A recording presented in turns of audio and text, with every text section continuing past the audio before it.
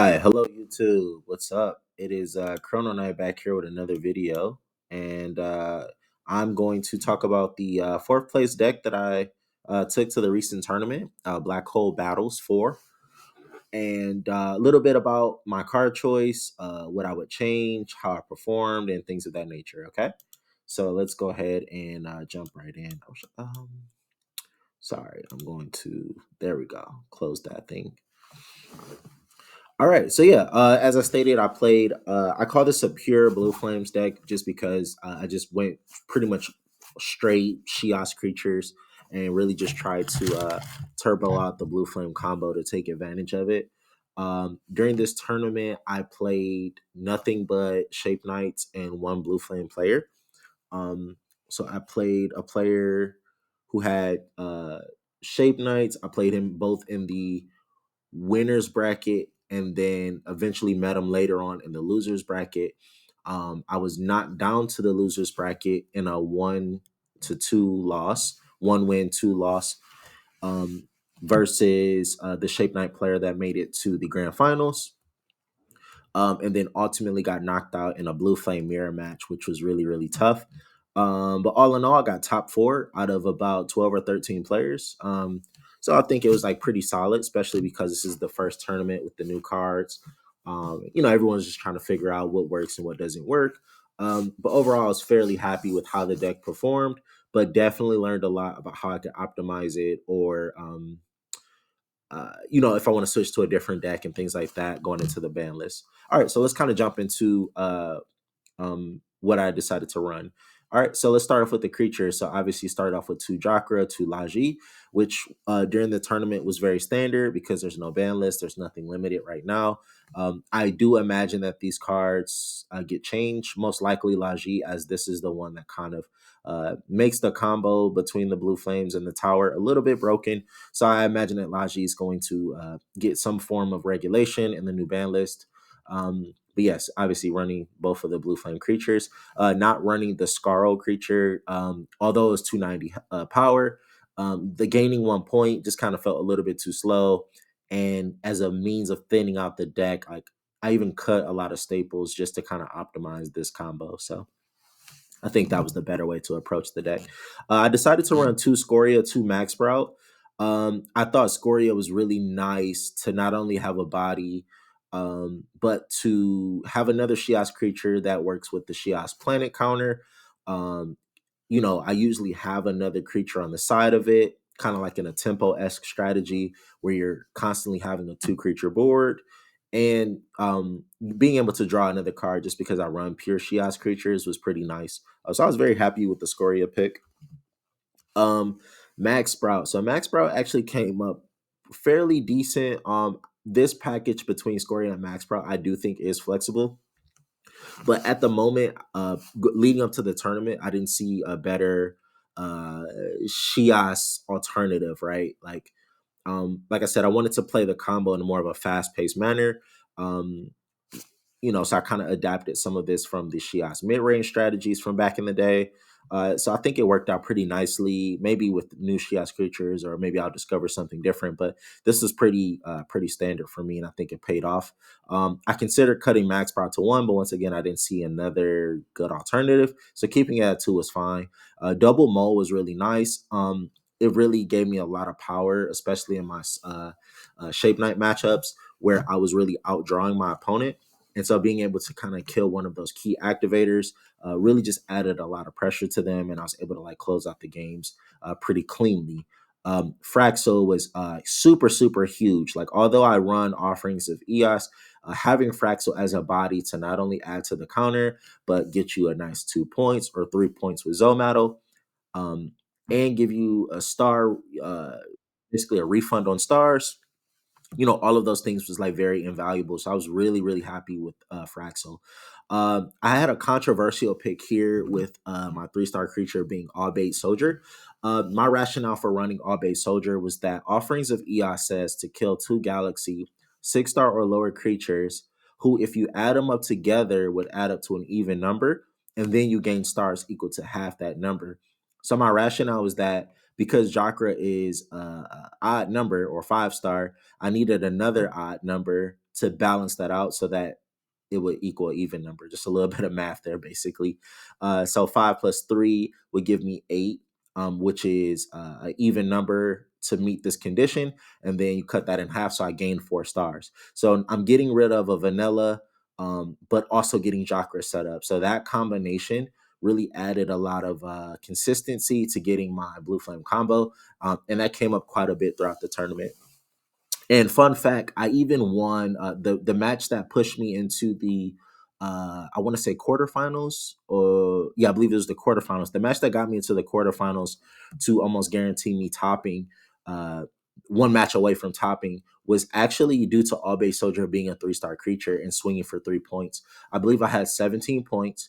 I needed to put up a 2 creature board, and I had 7 stars, and I was able to play a 4-star creature and then play All Bay for 3 stars, and swing for game right at the perfect moment. And I don't want to necessarily misquote, but I believe the top deck from my opponent would have been a card to kind of swing momentum in the other direction. So shout out to All Bay Soldier. All Bay Commander is probably my favorite Shias creature in general. So anything in the All Bay family is pretty nice for me. And then last but not least, Zomato, uh, which really speaks for itself. Sometimes your stars are a little bit stretched with this type of strategy, and so being able to get an extra zone, extra battle zone for cheap, and it powers up all of my Shias creatures by plus 100, really glued everything together, and I was very happy with how the deck really balanced out. At first I was really concerned about my highest creature only being 370. But then I started to think about the game plan and the style of the deck, right? So the style really wants to either attack for face or overwhelm with a lot of pressure. And so I really want to play things that are like cheap, but like high impact, right? So I cut out things like Pelfam, I cut out like Doom Blaster and Shieldian Lava Behemoth and things like that. Those cards that would really burn my stars, and really focused on kind of like a small but fast paced mid range package. And it actually ended up paying off really nicely. Um, Plus, Zomato bumps everything up into a range where it kills pretty much everything. Not to mention the double Shiosian Moon. So we can start jumping into the attachments now. The double moon was really huge. Um, you can run the moon in a flex way, right? Because you can add a counter to the Shias planet to help you get a lot of draw power over time, or you can add plus 50 for each of your Shias creatures during that turn. And the good thing is that they stack, right? So I have 2 copies. So if I have 2 of them in play, that's plus 100 right there. So that plus Zomato seemed like that was quite a bit of power. And as it played out in the tournament, no creature was really able to like wall me off. I was able to get around a lot of creatures and swing for face. I still, out of respect for potential things like Scardians, whatever, I ran KO because I didn't want to put too much pressure on Jacra being my only big creature. And also wanted to kind of add some consistency to Ligi, especially if they play creatures that were like higher than 230 as far as their health. Phantom Matter, because that's just obviously a good staple. I already explained offerings to EOS. The Blue Flame being at 2, pretty self-explanatory at this point too. The combo was really fire. No pun intended. It really paid off during the tournament. Gave me a lot of momentum. I decided to run 2 Time Flash Portal instead of Galaxy Crash. Um, and the reason I cut Galaxy Crash is because I wanted to make space for Crowbar Comet, but I thought Time Flash Portal was enough removal on top of the Jacra Shuffle that I was able to clear pretty much every board, no problem, right? I never felt like 2 creature boards was just like overwhelming and I couldn't keep up with them. It was really just a matter of how fast paced you were able to get into your combo, which was pretty much the theme for this whole tournament, which I thought was kind of interesting. So Time Flash Portal was really nice and it paid off. Crowbar Comet, I paid the comment because I actually wanted to um, just have a main deck option for mirror matches and for shape nights. And Crowbar Comet actually came up, I want to say 2, maybe 3 times. So against the shape nights, it was really nice to. Um, I think against the shape nights, I might have destroyed 1 arena, but I used it more so for things like Phantom Matter just to kind of help clear things out and swing for a game. And then I ended up playing this card once in my Blue Flame mirror match, where his tower was stuck on the board because he played the tower to get Jacra, I believe, and he didn't have access to Lagi. Um, no, I'm sorry, other way around. He had access to Laji, but he couldn't get Jacques to shuffle. So Laji ended up dying, but the temple was still on the field, or the tower, or whatever you want to call it. And so I was able to blow it up with the comet. So I was actually happy with the Crowar Comet pick as just kind of like a tech card for the current format. Um, okay, a Helpo Belt. So Helpo Belt was pretty much like my third moon, right? And it was really, really huge to have this because getting into the moons as fast as possible adds a lot of firepower to the deck and allows you to really get your draw going and kind of add some consistency. And a lot of decks just aren't equipped right now, prior to a ban list, to really keep up with how much card advantage that these two moons can generate. And so Helpo Belt was really huge. And I think in one instance, I might have even grabbed a Phantom Matter just to kind of swing for game, just because I wanted to steal an extra creature. So Helpful Belt was worth having. And then the activator package was pretty standard: two AAA, one firewall, one field, one beast, one turret.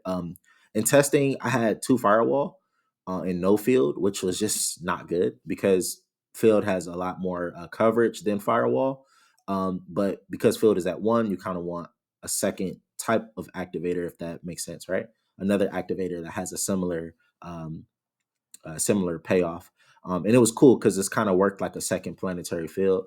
And against the Blue Flame Mirror match, it paid off a lot. Now let's talk about why I got dropped out at fourth. Right, because the deck looks really strong, but I think I did make a couple of errors specifically on my sideboard. So let's take a look at the sideboard. So I decided to run two Super Flooper, just to respect the Giles matchup. And there actually was a Giles player in the tournament, maybe two, but I recall one for sure. And so I didn't want to get in a position where I just didn't respect the matchup. And I feel like I had the sideboard space to just run two Floopers here. Um, uh, if you didn't watch my ban list video, please check it out. I think Super Flipper should be limited to one because being able to just throw this in the sideboard and be okay against any Giles matchup just doesn't really feel fair to me. Deep Space Lighthouse because I was expecting a lot of Blue Flame players. Just based on the luck of the draw, I got more Shape Knight players than I did Blue Flame players, which ended up kind of um, hurting my chances. I did lose a really, really tough 1 to 2 game loss that would have put me into the semifinals and knocked me into the losers bracket. And I think if I adjusted my sideboard a little bit more to respect the Shape Knights, I think I would have performed a little bit better in this tournament. I decided to run one Shockwave 8 and one Abandonment. And the thing is, I was just thinking that maybe um, you might get a one-off Pelisian player and you don't want to get caught off guard with them just overwhelming you, especially because I'm running like a lower Shias package. Um, I don't have a lot of like super strong creatures, so I didn't want to get walled off by like the giant pally stuff. And then Abandonment because I feel like Xemius was still a thing. And also I feel like APC was still a thing for this tournament. And I think maybe one person did bring a Xemius variant and one person did bring APC. So this abandonment call was good. I just didn't happen to face them in the tournament, and that happens. Um, Thinking about my sideboard in hindsight, I think I would switch out. It's tough. It's tough. Maybe I make a bold call and I cut a flooper in Shockwave 8 in order to run like two of the anti justice swords or Seal of Eternity. I think what really hurt me is that I didn't think about how strong Monument of Creation was and how strong the Shape Knight Hexator cycling was. So Hexator was able to come back quite a bit and put a lot of pressure on me because if free plays off of Lionel for 2 copies, um, you can also use the 2 copies of the arena to bring it back into your hand, and it plays off of any Shape Knight. And you can also use the United Tech card, which is the resource card that brings it back into hand as well. Um, and so that actually caught me off guard and overwhelmed me, where I got into like a fire shootout, basically, like who can put up the most damage. And the Shape Knights were able to kind of overwhelm me in a very tough game. And the Monument of Creation uh, was really good tech to have because it allowed the Shape Knights to keep up in draw power, which really took away one key advantage that this deck has, is that it could generate a lot of card advantage quickly. So that made the matchup even harder. And then the other tech that my opponent ran was switching out their planet for Shios and then running two of the Deep Space Lighthouse. Um, that put me in a position where when we're trading, they were able to just take one of my creatures instantly because we both had the same planet, and then they took it, and then I'm not trading as efficiently. And I think that just came down to also me not having as much firepower because the Shape Knights have a higher damage output ceiling, in my opinion, at least the build that I faced. Um, and it was weird because I felt like I was doing really well going into that match because I had already had a 4-0 run. I'm sorry, at that point it was a 2-0 run against a Shape Knight player. But their build was drastically different. Um, and the player I lost to, who ended up making it into the grand finals, I think they just had one of the most optimized versions of Shape Knights, and it really was an eye opener for this tournament. So I was like, oh, okay, wow, Shape Knights have a lot more potential, especially when you have a very skilled pilot and the proper tech cards. So I think all in all, the biggest summary was that the deck is really strong. It performed well. It had a good run. I think it's going to get hit by the ban list. So I'm not sure if I'm going to keep playing Blue Flames, or at least in this fashion, or if I'm going to switch to a different deck. But I was happy with bringing it to this tournament just to kind of test the waters a little bit. And then the other thing was that I think I should have used my sideboard a little bit better. And that's just growing pains. I wouldn't say growing pains, but it's just like things you learn as you become a better player. It's like, what meta calls do you make? Especially when you have a lot of unknown variables. But yeah, I don't want to drag this video out too long. Just want to give you guys some insight about how my tournament run went. Looking forward to the next one. And this is Chrono Knight from Chaos Galaxy, signing out.